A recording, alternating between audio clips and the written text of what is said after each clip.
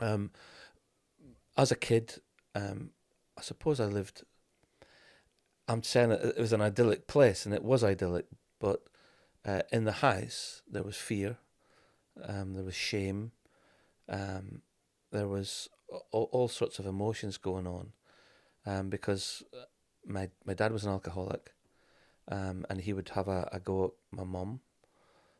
He would beat her up quite a lot, and if she wasn't around, he would have a go at me and my sister. Mm. So there was my sister Angela, was myself, my mum, and my dad, who lived in this two up, two down house at the bottom of a road called Seaview Road, and it was, yeah, that's how it was. My dad was a fisherman, deep sea fisherman, so he would go out at about 1 minute past 12 on a Monday morning, between Sunday and Monday, because they wouldn't fish on a Sunday, and my dad would go out drunk, and then not every weekend obviously, but most weekends he would go out drunk on a Sunday, and then come back, and then land his fish, and then we wouldn't really see him, and sometimes we would see him on a Saturday, sometimes mostly we would see him on a Sunday, because he would be out drinking. So he would come home, drink all the money, or most of the money. Well, actually, he would give most of it away to his friends, because he had a lot of pals that he would drink with. So he'd go to the pubs, West End pub, they called it. And so that's what he would do. My mum would go out to work. She worked in a factory down the bottom of our road, where she would work hard. What would you do in the factories? Like line work, like Well, putting buttons in, or what was it? no, it was a part, what they called a parton factory. So it was a crab factory. So what she would do is she would take the legs of crabs, and then take all the stuff, all the meat out of the crab, um, and that's what she did. I couldn't see Granny doing that. Well, it was cold. Mm. It was a cold environment. It was a hard work. Mm-hmm. But my mum would go out in the morning, very early, and come home late, just to put some food on the table.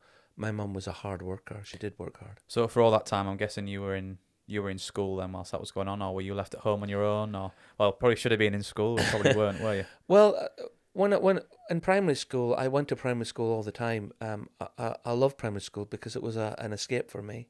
I remember my first teacher in primary, nothing, was a lady called Miss Duncan, and she was an elderly lady. And my first memory was sitting on her knee crying, and her knowing exactly what was going on in our house. Because at that time, everybody knew everybody in that village, and they knew what was going on. But the thing was, everybody turned a blind eye to it. Nowadays, I think the kids would have been taken out of that environment. But in those days, you weren't. So the environment was very hostile, very aggressive. Yeah. You said that, if your granddad wasn't beating your mum up, he would turn the attention to you and your sister. Yeah. Was that all the time then? Is that, was it very visible for you? Would you see that? Would you see him beating up your mum? It's funny when you look back. Very often you see all you get is the bad things. There were a lot of good things as well. We would go on holiday. My dad would take us on holiday for a couple of weeks in the year, but it would always be somewhere where he could get drink. So he would take us to Butlins, and me and my sister would go out, and we would be in the fair, and we would do different things, which was great, because we had a bit of freedom. But my mum and dad would be out drinking, and we would be left in the little flat that we would rent.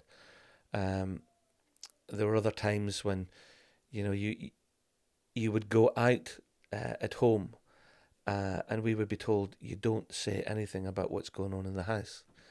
So there's a lot of secrecy. But yet everybody knew what was going on because my dad was well known as a drinker, and there was always parties going on in the house. Mm-hmm.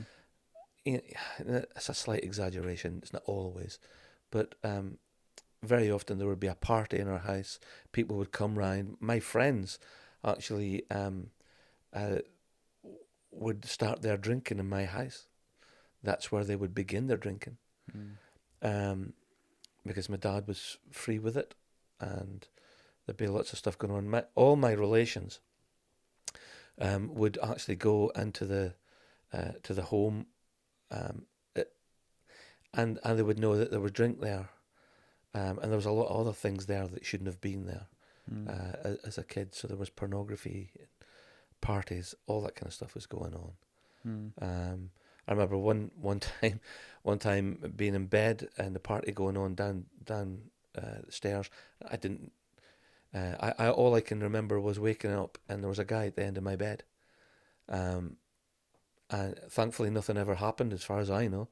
But that was, it wasn't common, but I can remember that one instance. Just waking up, seeing this guy, I didn't know who he was, but he was in the party, and my mum and dad were down the stairs partying away.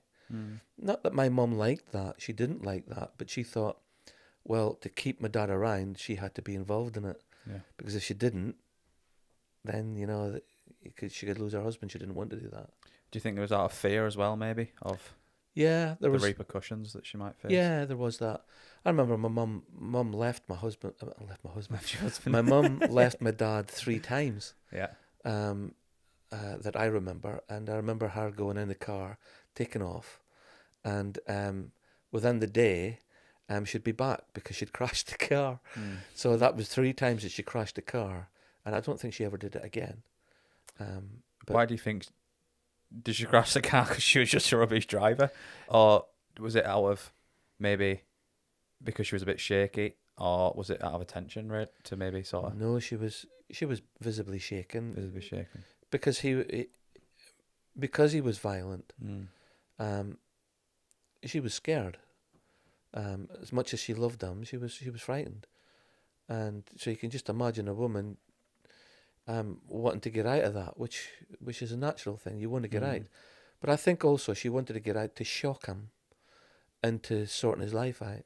It never worked. Never worked. Well, it worked for a wee while. My dad would promise, I'll never do it again, and within a week or 2 weeks, he'd be back drinking just as bad as he was before. I don't think they realised how bad my dad was with alcohol. None of my relations really realised. In fact, some of my relations now would say to me, "Oh, it wasn't that bad," but it was bad. I lived with it, and my sister lived with it. So.